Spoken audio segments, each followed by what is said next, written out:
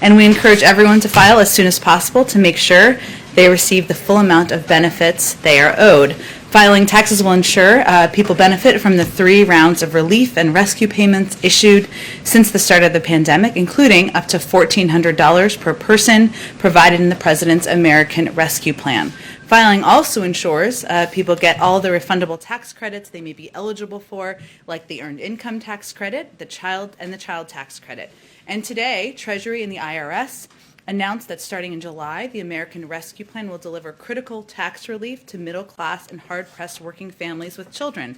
The first monthly payments of the expanded child tax credit will be made on July 15th to 39 million households, covering more than 88% of children in the United States. These payments will be made on the 15th of each month, unless the 15th falls on a weekend or holiday, allowing families who receive the credit by direct deposit to plan their budgets more effectively. And eligible families will receive a monthly payment of up to $300 per month for each child under the age of 6, and up to $250 per month for each child age 6 until the year they turn over age 6, till the year they turn 18. More than 80% of the 39 million households will receive the child tax credit by direct deposit to ensure safe and fast delivery. Only other item for the top for all of you. Today, we join the international community in recognizing the International Day Against Homophobia, Transphobia, and Biphobia. The Biden-Harris administration will always stand with the LGBTQI community and is steadily implementing the presidential memorandum on advancing the human rights of lesbian, gay, bisexual, transgender, queer, and intersex persons around the world. As the President stated, everyone is entitled to dignity and equality. We will continue to engage with our allies and partners to advance the human rights of LGBTQI people at home and in all corners of the world. Josh, why don't you kick us off? Thanks, Jen. 2 quick subjects. President Biden said last Thursday that Israel had a right to defend itself and that its actions thus far were not a significant overreaction. After the events of the past few days, does the president still believe that Israel's actions have been proportionate? Well, first, Josh, let me remind people that the president also did 2 calls over the weekend that we did readouts of. And in those calls, he stressed the need for Hamas to cease firing rockets into Israel and affirmed, again, Israel's right to defend itself against terrorist attacks. As I would note from the reports, there have been more than 3,000 rockets that have been shot from Hamas into Israel over the last several days. He also expressed his concern that this current period of conflict has tragically claimed the lives of Israeli and Palestinian civilians, including children, and he raised concerns about the safety of journalists, including those who had to leave the building where the Associated Press was based, and reinforced the need to ensure their protection. So how we are looking at this from our standpoint is that our focus, our goal, every single action we take, every statement we make is with the objective of reducing the violence and bringing an end to the conflict on the ground. There are times in diplomacy where we'll need to keep those conversations quieter, where we won't read out every component of it. But that is our objective, and that is the prism through which every action and every comment is being made.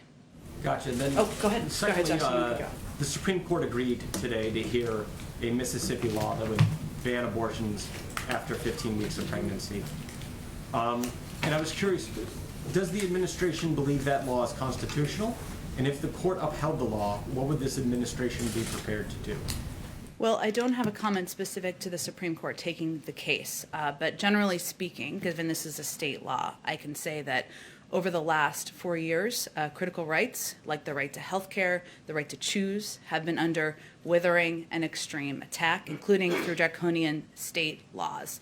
And the president and the vice president are devoted to ensuring that every American has access to health care, including reproductive health care, regardless of their income, zip code, race, health insurance status, or immigration status. As such, the president is committed to codifying Roe, regardless of the unrelated, it's all related, but to the outcome of this case. Go ahead. Just stepping back a little bit from the current situation with Israel and the Palestinian territories, We reported over the weekend that your envoy in the region has been basically telling both sides that they need to start thinking about what a peace process might look like after this happens. And I'm just curious whether the president is willing to invest himself in being a broker in that kind of a process, and whether you're starting to think about what that might look like. Well, Trevor, I think it's clear to everyone who's been a part of and covered or been a part of, I was at the State Department back in 2014. We all know that the only way to bring an end to violence, to bring an end to this escalation of violence, is for there to be a two-state solution over time. And in both calls the president made this weekend, he underscored his strong commitment to a negotiated two-state solution as the best path to reach a just and lasting resolution of the Israeli-Palestinian conflict.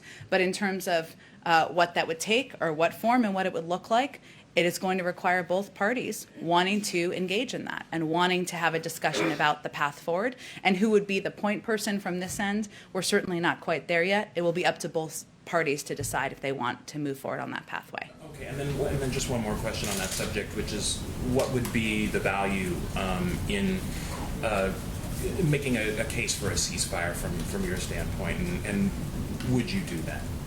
Well, let me first say that what's most important is that we all share. The United States shares with a range of countries around the world, those who have been outspoken at the UN, our partners and friends in Europe, a commitment and a desire to bring an end to the violence. And how we are approaching this is through the prism, again, of what steps can we take, what actions can we take behind the scenes. We've had over 60 calls in the past week from the president on down with senior leaders in Israel, the Palestinian Authority, and across the region. And how can we bring an end to the violence through our relationships in the region, both with the Israelis and the Israeli government, and also with key other partners, whether it's the Egyptians, the Qataris, and other key countries in the region. So that is how we are approaching it from the United States. Go ahead. Thanks, Jen. I want to ask that in the inverse. Why not? What is the value in not calling for a ceasefire right now, given many of those countries that you just listed, our close allies, France, UK, Egypt, Jordan, have done so, are doing so? That is true, but the role we are playing, the action, the prism we are making all of our decisions through is how can we help bring an end to the violence and bring an end to de-escalate the situation on the ground. And our calculation at this point is that having those conversations behind the scenes, weighing in with our important strategic partnership we have with Israel, also with other countries in the region, is the most constructive approach we can take. So our approach is through quiet, intensive diplomacy, and that's where we feel we can be most effective. And does the president's assessment from last Thursday still stand that he does not see Israel strikes as a significant overreaction? Again, I think I noted that the president also had 2 calls over the weekend since Thursday where he conveyed his concerns about the current period of conflict, the lives of Israeli and Palestinian civilians that have been lost, and certainly raised his concern about the safety and security of journalists and others who have been impacted on the ground. So we're not going to give a day-by-day evaluation. I will say that our objective is to, just like it is with other countries and our partners around the world, is to play the role we can play in the most constructive way possible to reduce the violence, to de-escalate the situation on the ground, and a great deal of that is going to be through intensive, quiet diplomacy behind the scenes. One last question, if I may. You mentioned the journalists on the ground on that Gaza tower strike. The Prime Minister Netanyahu called this a perfectly legitimate target. Does this White House agree with that? Well, I would say that any intelligence is being handled through intelligence channels. I don't have a further readout or confirmation of any of those details from here, nor do I have an assessment of that intelligence that was stated by the Prime Minister. Go ahead. Hey, Jen. The president obviously has a decades-long relationship with Prime Minister Netanyahu. They met a number of times, of course, most recently when he was the vice president. Tom Friedman wrote today about this being a January 6th moment for Prime Minister Netanyahu. Is there a concern at the White House by the president that domestic politics in Israel are currently a barrier to an end to this escalation of violence? Well, I will say, Mike, good to see you, first of all. I will say that it's not our role to assess or analyze the politics on the ground in Israel. Everybody has their own politics in different regions of the world, and we see that play out in foreign policy all the time. What our role is to play the most be as constructive as possible in de-escalating the violence, bringing an end to the conflict. And there certainly is. The president has known the prime minister for some time. They've obviously spoken, hence we did the readout this weekend, and I'm sure they will speak again. We are also deeply engaged at the highest levels. Our national security advisor spoke with his counterpart earlier this morning. We've done, again, more than 60 calls over the past week with a range of partners in the region. So our objective here, our role, is not to do political analysis or provide motivation for any actions, but to take steps we can take as a leader in the world, as a country with deep relationships in the region, to de-escalate the violence on the ground. Speaking of domestic politics, you have a letter from a majority of the Senate Democrats calling for the White House to demand a ceasefire. You also have Democrats in the party, Alexandria Ocasio-Cortez, calling Israel an apartheid state. Senator Bernie Sanders is saying that potentially this should lead the U.S. to reevaluate foreign assistance. What's the White House's message to those in the president's party on this? I will say our message is sometimes you have to step back from politics for a moment. It's not easy to do. And we recognize and agree that watching the lives lost of these Palestinian children, of these families, the fear you see in the eyes of the Israeli people, it is heartbreaking. We want to bring an end to the violence. We want to de-escalate the situation on the ground. The role we feel we can do that through, the most effective way we feel we can do that is through quiet and intensive diplomacy. And that is what our focus is on at this point in time. But we share an objective of de-escalating the circumstances on the ground. We share a view that a two-state solution is the only way to bring a lasting end to the violence. And then just on another matter, you have two self-imposed deadlines coming up here for the White House. Next Tuesday is the anniversary of George Floyd's death. The president has said he wants to see that legislation moved by then. And then Memorial Day is only 2 weeks from today as well. The White House has said they want to see progress on infrastructure talks by then. What is the White House doing to try to meet those deadlines? And can you define what progress on infrastructure means? Does that mean a bill on the floor? Does that mean a breakthrough agreement with some of these Republican senators? I would not expect a bill to be on the floor before Memorial Day. And all of you, including you who have covered the Hill, know that would be some sort of record-breaking pace. So that is not what we expect. But I will also say that almost 2 weeks, which is the period of time between now and Memorial Day, is a lifetime in legislating. It's a lifetime in negotiations and conversations and conversations in hallways and phone calls and meetings in person. It will be an active period. It will be an engaged period between high-level officials at the White House and members of Congress and their staffs and committee staff. But in terms of where we will be right before or around Memorial Day, our hope is that we will have a better sense on the path forward and what the opportunity is looking ahead. George Floyd? And George Floyd. I will say that we are deeply engaged, of course, with the members and in close touch with the members who are negotiating the path forward, including Senator Booker, including the members of the House, Karen Bass, who is leading this effort, and we stay abreast of their discussions and the negotiations. President, of course, is eager to sign a bill. He thinks police reform is long overdue, but we'll continue to press forward. But we feel that is best placed in those negotiations and those constructive negotiations that are happening between members on the Hill. Go ahead. Has the president seen this letter that was sent by Senate Democrats today calling for a ceasefire? Has he seen it? I'm not sure if he's physically seen the letter. I know that he is, of course, aware of the calls and the points of view of a range of members of Congress on the conflict in Israel. And has he spoken with any members of Congress about the situation? I don't have any calls to read out. When members of his own party share the belief that he is giving too much credence to Israel in this situation, are they wrong? The situation on the ground?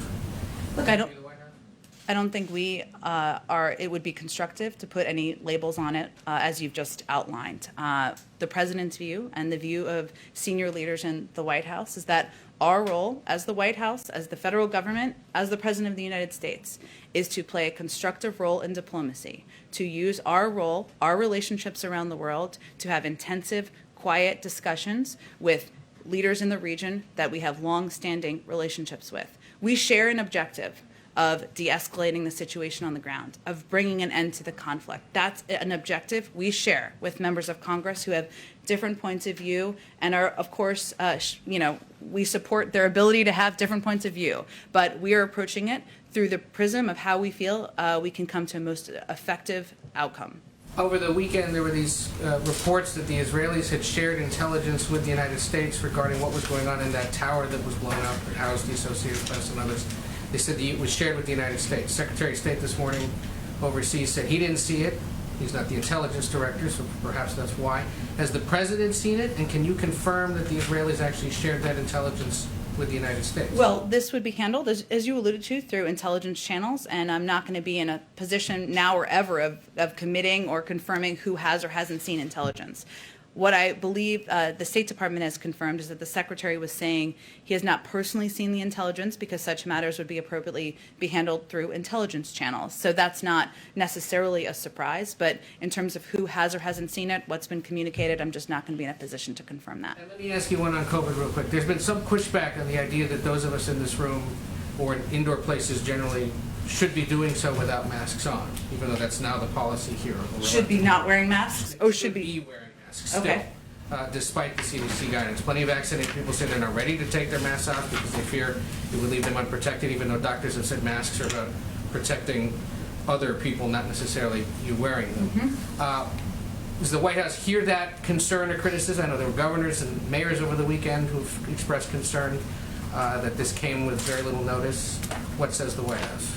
Well, the CDC director promised the American people that she would convey the latest science to them as she knew it, that she would not delay, that she would not be impacted by politics or influenced by political pressure on the White House or elsewhere.